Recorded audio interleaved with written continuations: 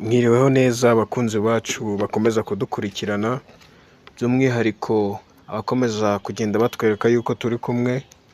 Mbere na mbere, niba utari wakora subscribe kuri YouTube channel, wayikora kugira ngo ujye ubona analyses za novels, novella and short story. Uyu munsi wa none tugiye kuganira ku gitabo cyitwa Enemy of the People, cyanditswe n'umwanditsi witwa Henrik Ibsen. Iki gitabo Enemy of the People, mu magambo makeya cyangwa se mu rurimi rw'Ikinyarwanda, bishatse kuvuga umwanzi w'abantu. Ese koko iki gitabo umwanzi w'abantu uvugwa wa nyawe niwe mwanzi w'abantu? We are going to enter in the summary of this book and being translated into Kinyarwanda. The town in which the play is set has built a huge bathing complex that is very important to the town economy. Mu mujyi aho play yabereye, hari bath complex, icyo twakwita nka piscine cyangwa uruzi rugari abantu bazaga kogamo kandi rwari rufitiye igihugu akamaro. Ndavuga ibijyanye na profit cyangwa income, kuko bajyaga kogamo bakishyura amafaranga. Dr. Stockmann has just discovered that the bath drainage system is seriously contaminated. Uyu mukina nkuru witwa Dr. Stockmann, nk'uko mubyumva Dr. Muganga, yabashije kuvumbura yuko urwo ruzi rugari ruri hagati mu mujyi abaturage binezezerezamo cyangwa se n'abandi bantu bose bumvaga babishaka, yari yabaye contaminated cyangwa se yari yanduye.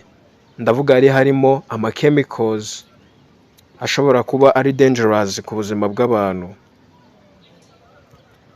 Dr. rero yakoze ubushakashatsi aza gusanga iyi drainage system yabaye contaminated. He alerts several members of the community, including Hofstad and Aslaken, and received generous support and thanks for making his discovery in the time to save the town. Yabashije guhamagara bagenzi be nka Hofstad na Aslaken, that was a reporter, kugira ngo bamufashe gukwirakwiza aya makuru ko nta muturage ukwiye kongera kujyamo hato atazagira indwara akuramo. Baramwemereye bamushimira yuko yabafashije kurinda umujyi wabo, kuko yarabashije kuvumbura ikintu abandi bantu bose batari bazi. Then the next morning, however, his brother, who is also mayor, tells him that he must withdraw his statement, for the necessary repair should be expensive. Additionally, the mayor is not confused by Dr. Stockmann finding. Yegereye umuvandimwe we wari uri meya muri uyu mujyi, ndavuga niwe wari uyoboye uyu mujyi kuko yari meya. Dr. Stockmann cyangwa se muganga yaramwegereye amubwira uburyo iyi bath complex yabaye contaminated kandi ko bagomba kuyirepairinga, ndavuga kuyivugurura bundi bushya kugira ngo umuturage wese uzajyamo azabashe kugira ubuzima bwiza. Nyamara Dr. Stockmann akimara kuvumbura aya makuru ntago yari azi ko yagiye kumuteza ibibazo bikomeye cyane. As foreshadowing, ntago yari abizi. Nibyo tugiye kuvuga hakurikiraho. Meya ntago yigeze yishimira kumva yuko Dr. Stockmann yavumbuye aya makuru. Yaramubwiye ngo aya makuru wavumbuye uyihorere kubera yuko kugira ngo iyi bath complex tuyikorere repaired cyangwa se kugira ngo ivugururwe abantu bongere basubiremo birahenze cyane kandi bisaba amafaranga menshi cyane. The brother have a first agreement, but Dr. Stockmann hopes that at least Hofstad and Aslaken to oppose Peter Dr. Stockmann. Dr. Stockmann yarabyumvisha arababara cyane, ariko nk'umugabo ntago yabashije kumva igitekerezo cy'umuvandimwe uko yabimubwiye, ahubwo yari yiringiye aba banyamakuru twavuze haruguru, Hofstad and Aslaken. Yari abiringiye ko bari buze kumufasha kugira icyo batangaza, ku buryo nta muntu n'umwe ushobora kuba engaged in cyangwa involved in kujya koga mwayira bath complex. barashwanye bava aho ngaho barakaranye kubera yuko Dr. Stockmann atabashije gukonvinsinga neza Meya umuvandimwe we. The doctor held the town meeting to give a lecture on the bath, but Aslaken and the mayor tried to keep him from speaking.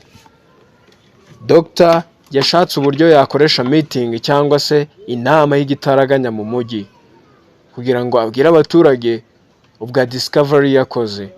Ndavuga kugira ngo ababwire ingaruka zo gukomeza koga muri bath complex kandi harimo ama chemicals ari dangerous ku buzima bwabo. Dr. Stockmann then began a long thread in which he condemned a journalist of the town and the tyranny of the majority.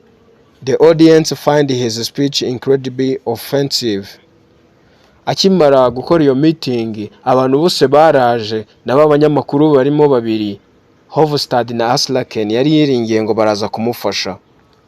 Nyamara as a flashback ntago Dr. yari azi yuko yari yagambaniwe na Meya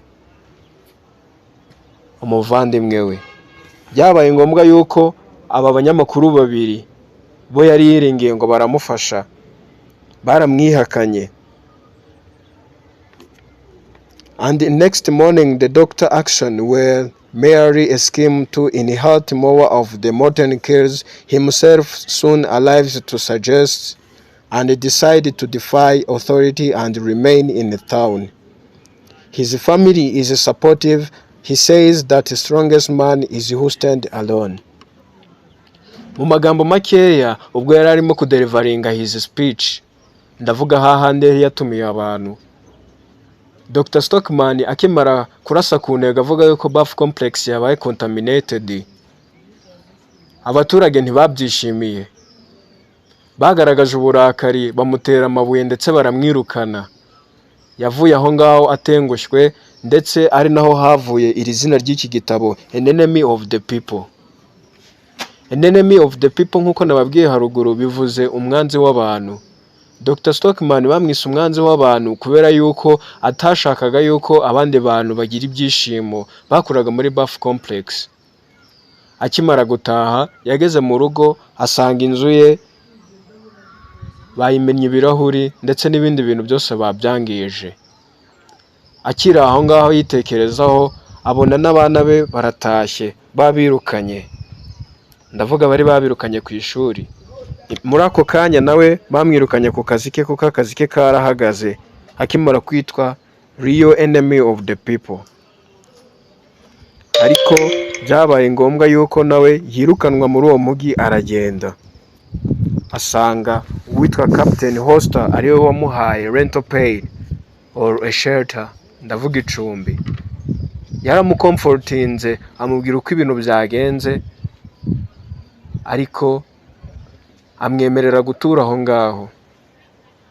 Iyi play rero iza kurangira batwereka yuko Dr. Stockmann ariwe muntu wabaye enemy of the people muri iyi play, ariko the real enemy of the people in this play twavuga n'umuvandimwe we uyu Meya. Uyu Meya yabaye real enemy of the people aho yafashe ibyiyumviro bye yiyumvisha yuko Dr. ariwe wabaye enemy of the people, kandi we yarebaga towns of economy ariko ntiyite ku buzima bw'abantu, ndavuga welfare and the social cohesion. We yisetinzemo yuko umuvandimwe we ashaka kubuza abantu amahoro n'umunezero bakuraga muri bath complex. Nyamara Dr. Stockmann as a doctor who is a professional, we yashakaga kugaragaza bya nyabyo uko ni bath system yabaye contaminated kandi uburyo iri very dangerous ku bantu. Iyo yari incamake y'iki gitabo. Henrik Ibsen yifashishije abakarakter bagiye batandukanye as a play is a short. Yifashishije Dr. what twakwita Thomas Stockmann. He was a practicing medical doctor in this town. Yari umuganga muri town cyangwa se muri uyu mujyi.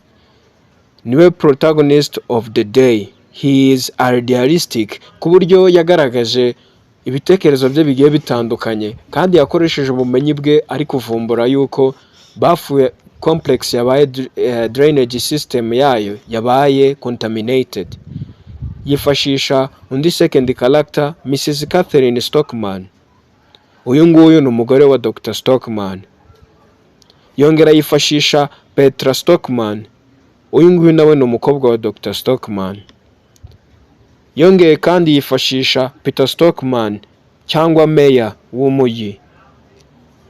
Yongeye kwifashisha Hofstad and Slacken as newspaper printer or messenger. Yongeye kwifashisha character nka Billing, yifashisha Captain Hoster na Morton Kill. Abo ngabo bari bo bakarakta b'iyi nkuru. Mu by'ukuri iki gitabo kiragaruka cyane akritinga ku buyobozi bwari buriho, yerekana y'uburyo hari ubwo abayobozi bayobora ariko bakaba badashaka kumenya ibindi bibazo by'abandi bayobozi cyangwa bakita ku nyungu zabo rusange, ntibite ku bandi. This was a summary of An Enemy of the People by Henrik Ibsen. Mwakoze cyane gukurikira.